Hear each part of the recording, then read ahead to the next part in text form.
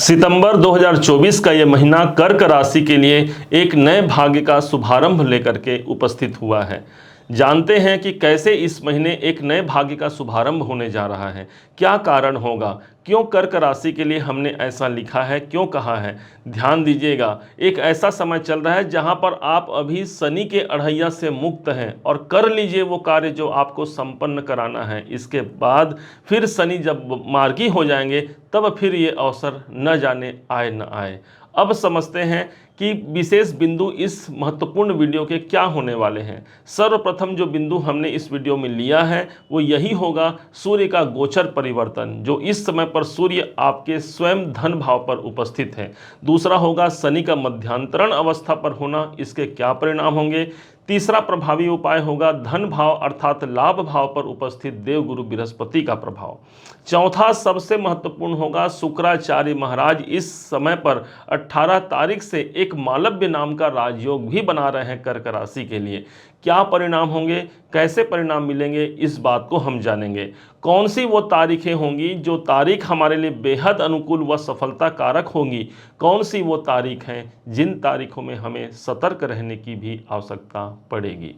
कैसे इस सितंबर 2024 के महीने को सर्वश्रेष्ठ महीना घोषित किया जा सकता है, उन उपायों की तरफ भी हम चर्चा करने जा रहे हैं। एक एक करके क्रम बाय क्रम समझते हैं कि वास्तव में इस महीने होना क्या है।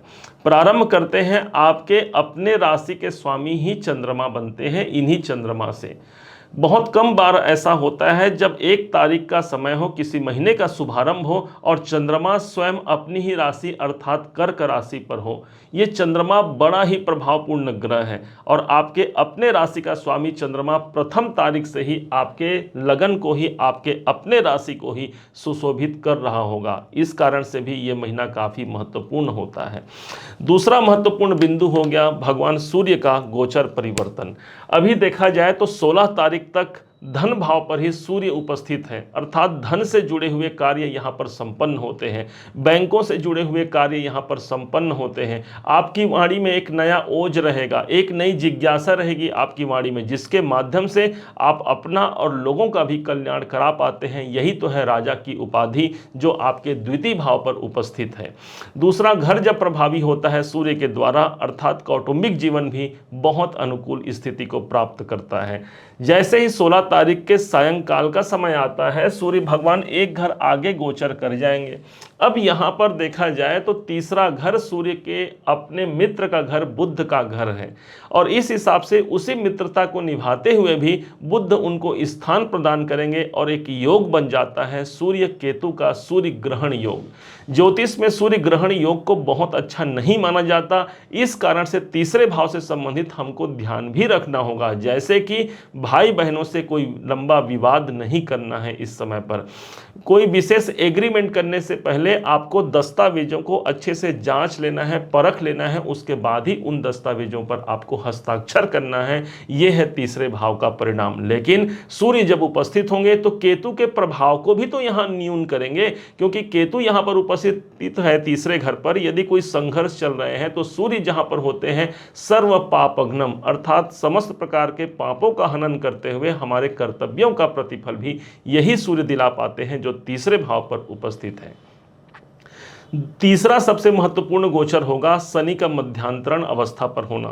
शनि अभी वक्री अवस्था पे चल रहे हैं और इस हिसाब से जुलाई और अगस्त का महीना समाप्त हो गया है। सितंबर का महीना बीच का महीना होगा और इसके बाद अक्टूबर और नवंबर, 15 नवंबर को तो शनि फिर से मार्गी हो जाएंगे, अर्थात ये समय है इस शनि के अढ़ैया से मुक्ति होने का। ये समय है जल्दी से हम अपने कार्य को संपन्न करा जाएं। जैसे कि शनि अष्टम भाव पर बैठे हैं जो कि रुकावट का भाव है, यहां से शनि भी वक्रत्व अवस्था पर आकर के ठीक सप्तम भाव का प्रतिफल प्रदान कर रहे हैं। सप्तम भाव आपके दाम्पत्य जीवन का होता है, सप्तम भाव आपके कैरियर, आपके बिजनेस, आपके पार्टनरशिप का होता है और इस हिसाब से इन संबंधी कार्यों को पूरा कराने के लिए शनि देव यहां पर बाध्य होते हैं। अर्थात ये समय है कैरियर में एक नई जिज्ञासा, नई अनुभूतियों को प्रदान करने का। माना कि शनि देव वक्री हैं, लेकिन इनकी तीसरी दृष्टि तो भाई कैरियर भाव पर पड़ ही रही है और इस कारण से ये महीना एक नए कैरियर का शुभारंभ भी करा सकता है। आपको ऐसा जानना चाहिए शनि के इस वक्री अवस्था के काल पर। और सिर्फ ये सितंबर ही नहीं बल्कि अक्टूबर और 15 नवंबर तक हमारे पास ये विकल्प है कि अपने कार्य क्षेत्र में परिवर्तन करना हो या कार्य क्षेत्र में उन्नति को प्राप्त करना हो, ये समय मेरे साथ है, मुझे अपना दम लगा करके आगे जरूर बढ़ना चाहिए।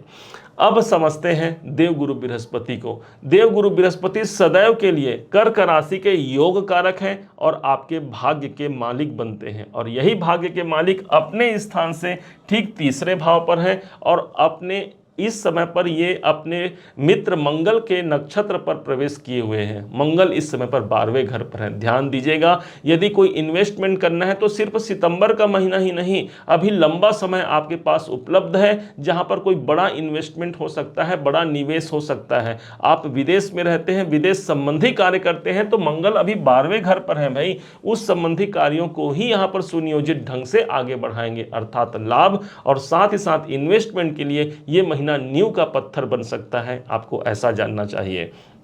अब समझते हैं जो सबसे बड़ा राजयोग इस महीने का होने जा रहा है वो है मालव्य राजयोग, क्योंकि जैसे ही 18 तारीख का समय आता है सितंबर महीने में, 18 तारीख से लेकर के 13 अक्टूबर तक, सितंबर के इसी 18 तारीख से 13 अक्टूबर तक शुक्र एक घर आगे चले जाएंगे और अपने स्वयं के मूल त्रिकोण राशि पर उपस्थित हो जाएंगे, 7 नंबर अर्थात तुला राशि पर।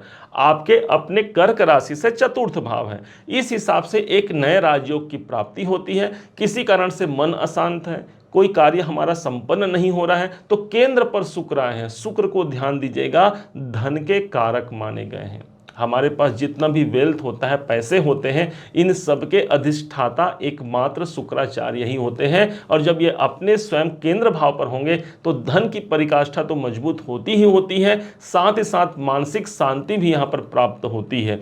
चतुर्थ भाव प्रभावित होना अर्थात प्रॉपर्टी से जुड़े हुए कोई इनकम मुझे लेना है, उसका संभावना सबसे ज़्यादा मजबूत होता है चतुर्थ भाव पर जब शुक्र मूल त्रिकोण राशि पर उपस्थित होंगे। इसके साथ साथ ही यही शुक्र की एक दृष्टि पड़ती है दसम भाव पर, एक ही दृष्टि है शुक्राचार्य के पास, और जिसके कारण से दसम भाव को भी यहां पर प्रकाशित करेंगे, मजबूत बनाएंगे, सौंदर्य से परिपूर्ण करेंगे। और इस कारण से शुक्र धन है, दसम भाव कर्म है, इसलिए कर्म क्षेत्र से धन की अधिक बढ़ोतरी भी संभावित हो सकती है इस सितंबर 2024 के महीने में।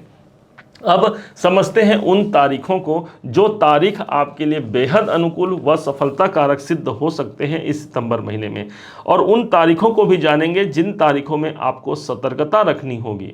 सर्वप्रथम शुभ तारीखें सितंबर महीने में 1 सितंबर, 4, 5, 6, 22, 23, 27 और 28 तारीख अनुकूल तारीखें साबित होंगी। इसके विरुद्ध में 7, 8, 9, 16, 17 और 25 तारीख को हमें सतर्क रहने की आवश्यकता भी रहेगी।